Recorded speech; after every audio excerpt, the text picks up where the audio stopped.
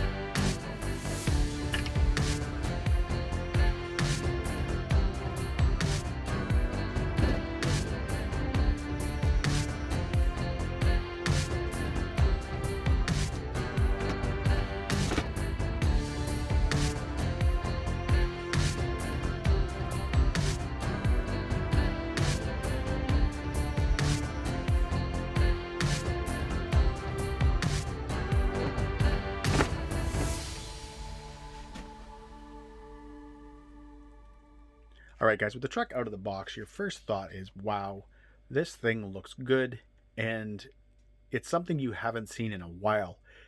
Second thought is it's pretty heavy. But the first thought is this is cool. This is something you haven't seen in a while. The monster truck scene is, all customization. It's all chassis conversions. It's all mod parts. That's all it is. You buy a truck and then you immediately have to start customizing it if you want to have any fun. If you're looking for a truck just to kind of putt around and not do anything really exciting with, yeah, you can get away with a stock SMT10 and all that kind of stuff. But,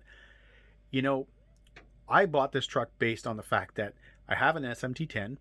It's modified. It's not crazy modified. There's some hardcore trucks out there, guys that really know what they're doing and really, push their trucks to the limits.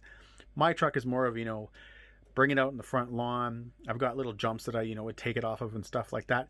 But I wanted to kind of get my son into it. I wanted to, start doing something more, with having, better jumps and better kickups, if we're doing, let's say, like a backflip and stuff like that. And when I started looking at buying another SMT10 and I started thinking of all the things that I knew was going to want to change, it made me kind of go, okay, you know what? Maybe I'll hold off and see if something comes up used that's got, some of the parts that I want and all that kind of stuff. So I kind of held off on buying one. Then I remember seeing that this was coming out and I felt like a little kid because I realized, you know what, this could be my truck and my SMT10 will go to my son. The fact that Losi right out of the box does, for me, the biggest things are obviously having a brushless system, having a transmission that can handle the brushless system, the big shocks, all that kind of fun stuff.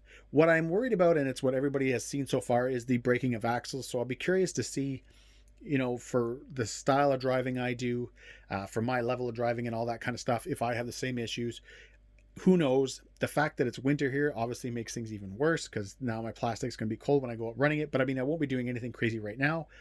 But guys, what I'm going to do is, like I mentioned earlier, I'm just going to go over some of the key parts of this truck, the parts that I was interested in, and give you guys a good overall look. All right, so some of these things you guys are going to go, why is this guy even talking about it? But one thing I saw right in the beginning that made me put a smile on my face is when I saw them do this. I know that might seem like a very small thing. Wow, body's on a hinge. But for me and a lot of you guys, when I get in from running, one of the first things I do before the truck even comes inside is it gets cleaned. I will take the air gun to it. I'll do whatever I need to do. And when you've got a fixed cage, it can be a pain, especially if you're trying to just, if you're taking paper towels and you're trying to dry, certain parts, it can be such a pain in the butt. The fact that this just goes up on a hinge, falls back, and you can now get into it. You can dry anything that you needed to get to. Makes the battery access super simple, which is awesome. I think, to me, that's a cool thing. It's, they don't have to do that. They could have just done a very, either a fixed gauge where you had to remove the panels, or have just this whole body, sit on something and then you just remove the pins. But the fact that they've kind of integrated the hinge in is cool. Obviously, if you were to go now to an aftermarket body, you would either run just body posts themselves or try to tie in with the cage some way or another. I'm assuming you probably can, but I'm going to be running the Gravedigger body for a bit. I like that body, so I'm not too worried about putting a different body. All right, guys, as for electronics, you have the Firma 130 amp ESC. Now, this is the same ESC that's in the Losi laser nut. Now, what's cool about that is that it is a 234S ESC. However, you have a 3150 kV motor. Because of that, this truck is rated at 3S max. You could, if you know your math and wanted to do the math and check your voltages, and if you knew the max RPMs of this motor, you probably could try 4S, as long as you don't do full kind of max throttles and really bring up those RPMs. However, from the videos I've seen, I don't think you need to. I think sticking with 2 and 3S is going to be tons and tons of power. I did notice one thing though. The first thing, and I'm pretty sure I've already mentioned this, I got the truck out, I put a battery in it, and I kind of brought it upstairs, and I was just driving it around the hardwood floor in front of the kids and stuff. And I noticed a ton of cogging, like massive amounts of cogging. Now, it only happens when you first get on the throttle, and let's face it, once you get running, it goes away. But I did notice that. So it'll be interesting to see, how that kind of affects the truck as I'm running it. And if it's, if it really bothers me, if I'm going to be upgrading the system, going to a sensor setup at some point, we'll see. I don't know yet. It's just something I happened to notice while I was running the truck around. Up front, you got the Spectrum S614S servo. It is a Metal Gear servo. However, it's only 15 kilograms. That's about 208 ounces of torque. Most of us, when you think of aftermarket servos and you think of replacing your servos, we're usually always kind of hitting that 350 to 500 mark. The one Savox, the 1231, I run in a lot of trucks because I really like it. It's 500 ounces at 7.4 volts. So on spec, it does seem a little weak. When I was driving this truck upstairs, and again, I was driving on the hardwood floor, it seemed fine on that floor. Obviously, hardwood floor doesn't really add any resistance to the tires or anything like that. So I'm assuming that when I get it out and I actually start driving the truck outside and the tires start to dig in, for traction and stuff, that I'll have a feeling that I'm going to want to replace this. But unfortunately, they do use a 23 tooth spline. So if you want to, keep using the stock servo saver, we're going to have to wait till Losi releases something that'll allow, a 25 tooth servo like a Savox or something like that to work with the stock servo saver. I do really like this servo saver setup. I like having, the collar right on the end to adjust it. The only thing, and I haven't tried yet with a pair of pliers, is I cannot budge this right now with my hand. Like just to turn it like this. Oh my God. It doesn't happen. I cannot budge it. So I'm going to have to put a set of pliers on it. Now, whether it's just, from sitting, whether it's just, kind of seized up a little bit. And once I start, break it kind of loose, hopefully then I'll just be able to adjust it with my hand. But that's the only thing I've noticed. But I do like the setup. I think this is an easy way to adjust your spring. Let's face it, with a lot of other vehicles, it's, they have a similar type setup or you might have a nut, but it's always kind of a pain in the butt to get to. You sort of kind of have to set it and then put things back together, run it, and then realize, oh geez, it's too much or it's too little. So it's nice that they did it this way. All right, guys, I went ahead and removed the body just so we could kind of quickly talk about the chassis. One thing that's nice, guys, if you are removing the body, is that it's 2 screws and that's it. And what is also nice is the fact that there's no like rod or anything between them. So like a lot of times, you know, you'll have a screwdriver on one side and a screwdriver on the other, and that's how you have to get it off. This isn't the case. Pull one screw out, pull the other screw out, body comes off, easy peasy. I think that's kind of neat. It's kind of nice. Makes things simple. Chassis, you have twin vertical plates, sort of like a Savage type thing, where you have those twin vertical plates, and then in between you have, you know, just a ton of bracing. A lot of it's plastic. You've got metal down where the sway bars are, all that kind of stuff. You can kind of get a better idea underneath too as well. Again, obviously all the transmission and everything is plastic down here, but it's composite plastic, so you know it's going to be strong. These links, hopefully I can give you guys kind of a good look. They are huge. They are super, super beefy. So I don't see those being an issue.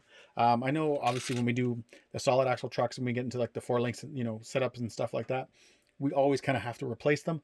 I don't see that being an issue here. Maybe the rod ends, depending. But then again, you know, if something is going to break and there's going to be stress, you want some part of the truck to be able to break. So, I mean, to build these completely up with metal, you'd end up breaking up here, breaking probably these off right here.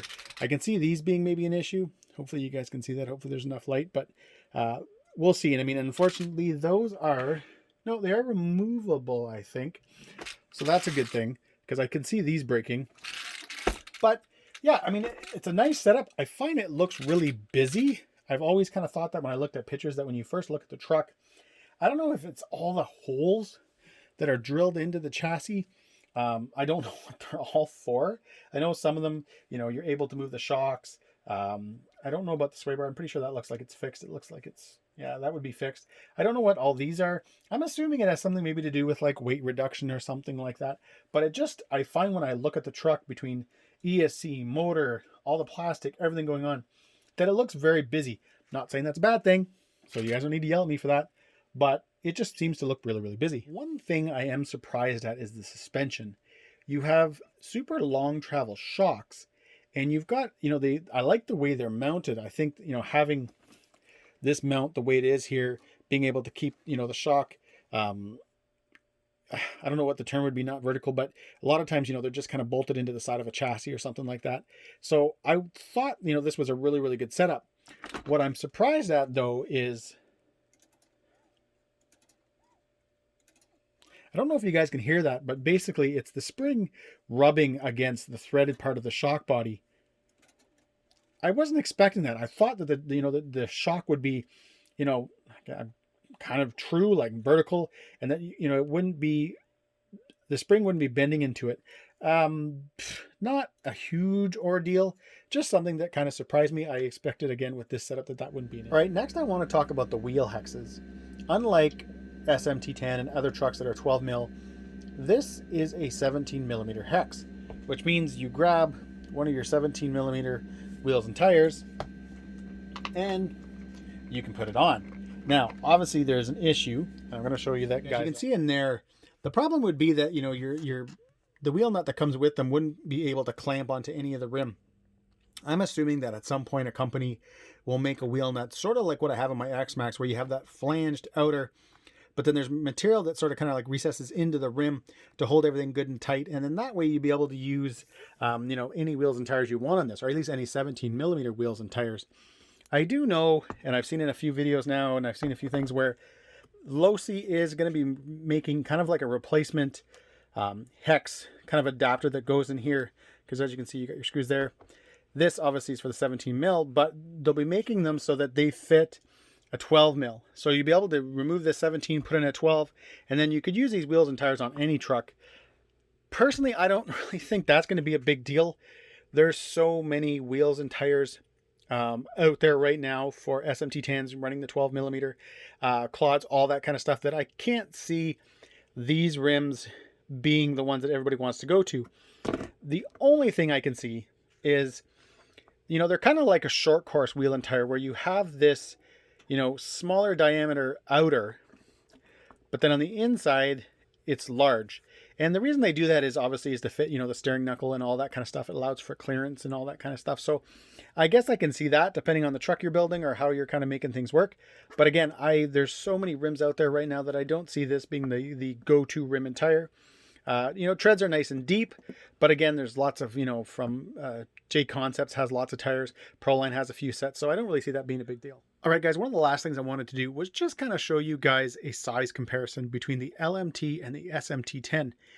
Because when I watch videos and some of the things I've seen, it makes the LMT look a lot larger. Like every part of it is bigger. However, if we lay these down beside each other, okay, I'm gonna see if I can get you guys in here. You can actually see that the SMT is maybe about a half an inch longer. I'm not going to go through the hassle of removing the panels and putting the cage back on to kind of do that kind of a comparison. But these two trucks are very similar in size. You know, it's sort of kind of, again, like I thought it was kind of neat when I was taking everything off to kind of compare them, because I was kind of shocked. I was really expecting the LMT to be a lot bigger from what I saw like in pictures and stuff like that. But you know what? It's not all that much. The body makes it look bigger. You know, the wheels and tires make it look bigger. Let's see if I can get you guys kind of a sort of nose to nose shot.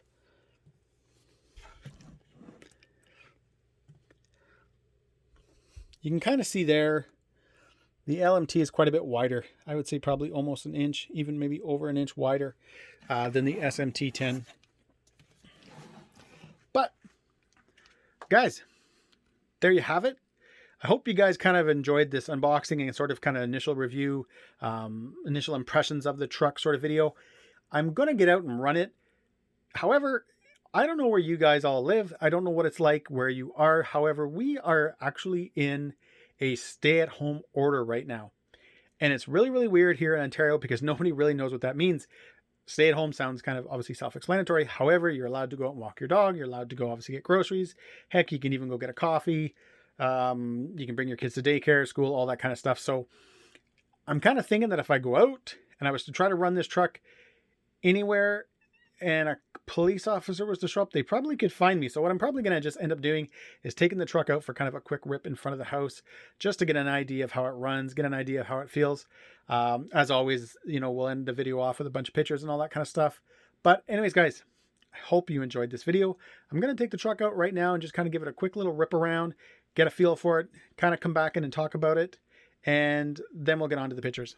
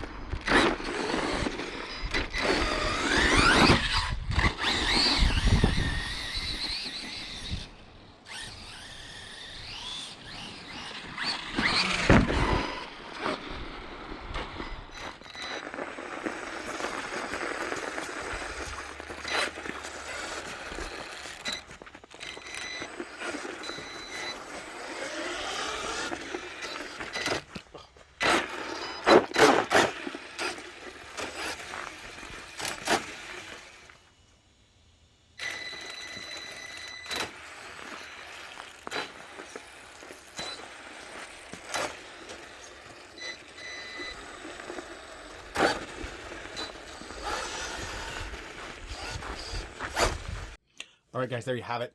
So what can I say? Running the truck in front of my house is not the greatest place to run a truck. However, it definitely is a lot of fun. Surprisingly wicked in the snow. Those chevrons and the fact that they're deep, you know, the tread is so deep, makes the truck a monster in the snow. I was actually surprised at how good the truck ran in the snow, which kind of makes it now fun for a winter truck. The receiver box, I should note though, guys, is not sealed. There's no rubber seal in there. I pulled the box apart so that I could bind my rugged to it, and it's the one thing I did notice. However, when I got in and I took kind of everything apart, I did quickly remove the top of the box just to see, and there was no water inside. But I think if you were going to run it a lot, you'd probably want to do something, even if you just kind of ran like some you know, some grease or something like that, even just like around the, you know, where the two boxes kind of come together type of thing, just to, you know, get somewhat of a seal. But anyways, guys, I'm going to say this. I didn't own the truck for very long, but you can tell the truck is going to be a lot of fun. It handles great. The steering servo felt fine outside. Now, again, everything's slippery, ground slippery. So, I mean, come on, you know, you can only get you can't really get that accurate of an idea of how well the servo is going to be, but it was still fun. Power is fantastic. It wanted to go, obviously no wheelies or anything like that. Again, ground is slippery, but I'm happy. You know, every time I buy a new RC, I always have this, you know, kind of wondering of what the truck is going to be like, and is it going to be fun? I've had trucks that I've bought, and if you're a subscriber and you've been on the channel before, you've watched me do an unboxing, and then you probably don't see it again, or you see one running video and then you don't see it again. There's a reason for that. That is definitely not going to be the case with the LMT. It is a lot of fun. It's a great size.